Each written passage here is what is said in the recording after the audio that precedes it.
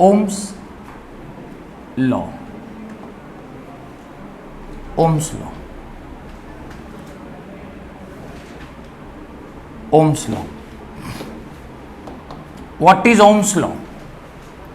What is Ohm's law? तो आप लोग ओम्स लॉ पढ़े हुए हैं। क्या है ओम्स लॉ बताइए? ओम्स लॉ क्या है? पूरा याद था तो उसका आधा भी बोलिए कम से कम।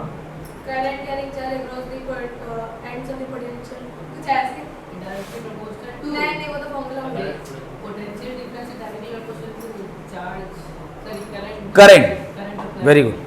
Potential difference is directly proportional to current, और इसको जब हम लोग इज इक्वल टू में करेंगे तो क्या बन जाएगा? V is equal to I R, और ये आपका क्या बनेगा? ओम्स लॉ बनेगा। Correct.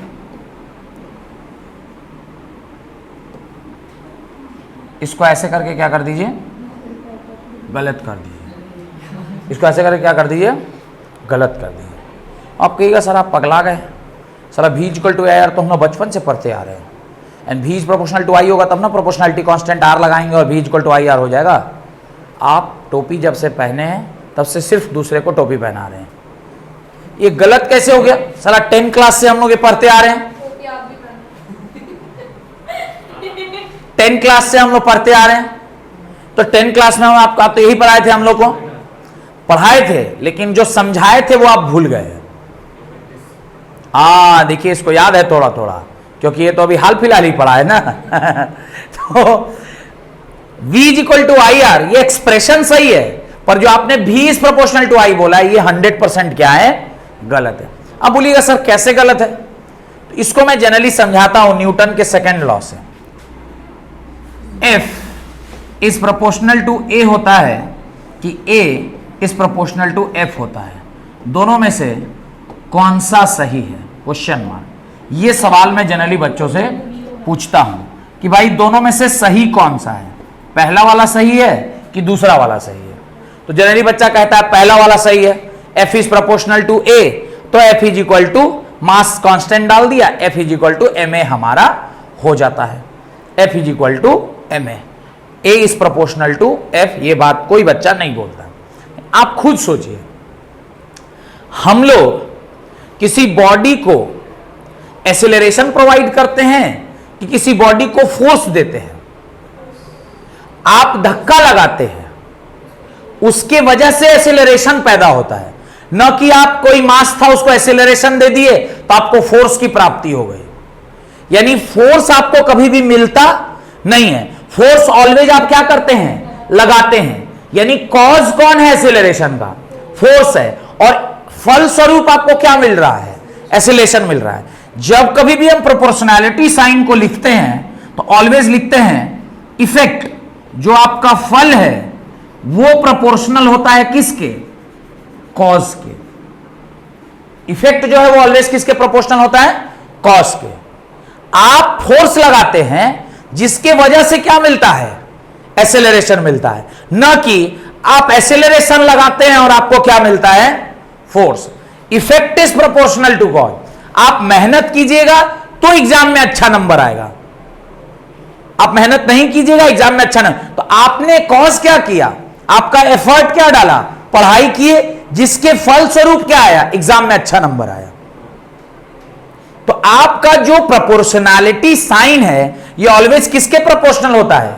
Cause is, effect is always proportional to cause, ना कि cause is proportional to effect. इस हिसाब से आप बताइए ऊपर वाला सही है कि नीचे वाला सही है? नीचे वाला सही है, क्योंकि कॉज कौन है? फोर्स है, और फल स्वरूप आपको क्या मिलता है? एक्सेलरेशन मिलता है। यह बात सही? अगर यह बात सही तो अगली बात भी क्या होनी चाहिए? समझ में आनी चाहिए। मेरे पास अब दो ऑप्शन है, V is proportional to I है कि I is proportional to V है। हम लोग क्या अप्लाई करते हैं? What we apply? Voltage apply करते हैं कि करंट अप्लाई करते हैं? हम लोग पोटेंशियल डिफरेंस अप्लाई करते हैं। 3 पॉइंट लिखवाए थे ना। पहला पॉइंट क्या था? Presence of conducting material. दूसरा पॉइंट क्या था, सर्किट क्या होनी चाहिए, कंप्लीट। और तीसरा पॉइंट था कि आप उस पर क्या अप्लाई करिएगा, पीडी, पोटेंशियल डिफरेंस। आप हमेशा क्या अप्लाई करते हैं, पोटेंशियल डिफरेंस, यानी आपका कॉज कौन है, पोटेंशियल डिफरेंस। पोटेंशियल डिफरेंस जब अप्लाई करिएगा, फल स्वरूप आपको क्या मिलेगा, करंट मिलेगा। तो V is proportional to I क्या है, गलत है। क्या सही है, क्या सही है, ये 100% क्या है, गलत है। ये 100% क्या है, गलत है। सही क्या है, I is proportional to V। I is proportional to V. The current flowing in a circuit is directly proportional to the applied potential difference. न कि the potential difference is directly proportional to current. The current flowing in the circuit is directly proportional to the applied potential difference. जितना potential difference दीजिएगा उसके correspondingly current आपको मिलेगा। तो Ohm's law क्या है, I is proportional to V और V is proportional to I. I is proportional to V. Therefore, I अगर V के प्रोपोर्शनल है, इज इक्वल टू करने के लिए आप कुछ एक कांस्टेंट यहां पर V डाल दीजिए और V is equal to I by K लिखिए, where V is equal to I by एक नया कांस्टेंट K डैश डाल दीजिए और यही K डैश किसके बराबर हो जाता है, R के बराबर हो जाता है और V इज इक्वल टू क्या हो जाएगा, IR।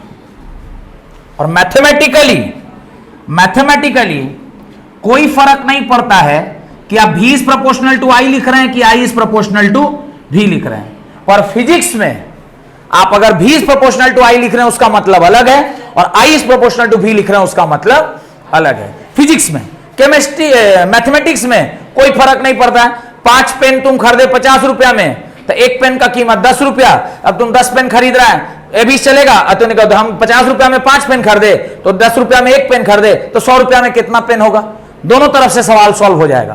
पेन और price is directly proportional, pen का संख्या बढ़ रहा है, प्राइस बढ़ रहा है, प्राइस घट रहा है, डायरेक्ट प्रोपोर्शनल। लेकिन फिजिक्स में I is proportional to V and V is proportional to I same नहीं है। Logically I is proportional to V, mathematically we can write V is proportional to I, mathematically. इसीलिए किसी किताब में अगर V is proportional to I लिखा है तो उसके ऊपर 100% टू लिख दिएगा मैथमेटिकली, क्योंकि मैथ्स को इसको घंटा फर्क नहीं पड़ता है कि V is proportional to I है कि I is proportional to V है। पर फिजिक्स को तो फर्क पड़ता है। हम देते क्या है, पोटेंशियल, इफेक्ट में क्या मिलता है, करंट। डेफिनेशन लिखिए ओम्स लॉ का। George Simon Ohms in the year 1828, George Simon Ohm, George Simon Ohm scientist का नाम है, GEORGE, George Simon Ohm, George Simon Ohm in the year 1928, sorry 1828 stated a law which gives the relationship between, stated a law which gives the relationship between electric current flowing in a conductor, electric current flowing in a conductor when potential difference is applied across it, when a potential difference is applied across it. This law is known as Ohm's law, और इसी के law को आप क्या कहते हैं, this law is known as Ohm's law. इसी को आप क्या कहते हैं, ओम्स लॉ कहते हैं। What is Ohm's law, Ohm's law is the relationship between current and, relationship between current and potential difference, potential difference अगले क्लास में ले लेना बाबू, potential difference, potential difference, current and potential difference relationship है, जो आपने अभी थोड़ी देर पहले क्या किया, स्टैब्लिश किया। लिखिए according to Ohm's law, according to Ohm's law the current I flowing through the circuit, according to Ohm's law the current I flowing through a circuit, circuit या conductor, the current I flowing through the circuit in a conductor is directly proportional to the current I flowing through the circuit or a conductor is directly proportional to the potential difference applied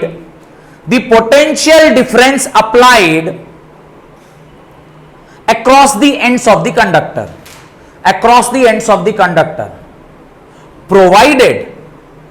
provided क्या important बात है, provided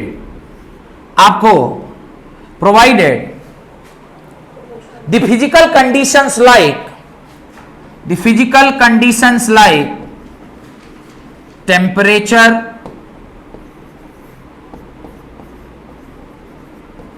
pressure,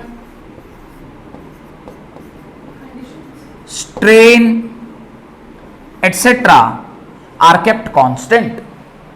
Temperature, pressure, strain are kept constant. ये कुछ physical conditions हैं जिसको आपको क्या रखना है, फिजिकल कंडीशंस हैं जिसको आपको सेम रखना है, यानी कांस्टेंट रखना है। अगर इसमें आप वेरिएशन कीजिएगा तो ये जो प्रोपोर्शनैलिटी आपने लिखा है ये ट्रू होगा, इसकी कोई गारंटी नहीं है।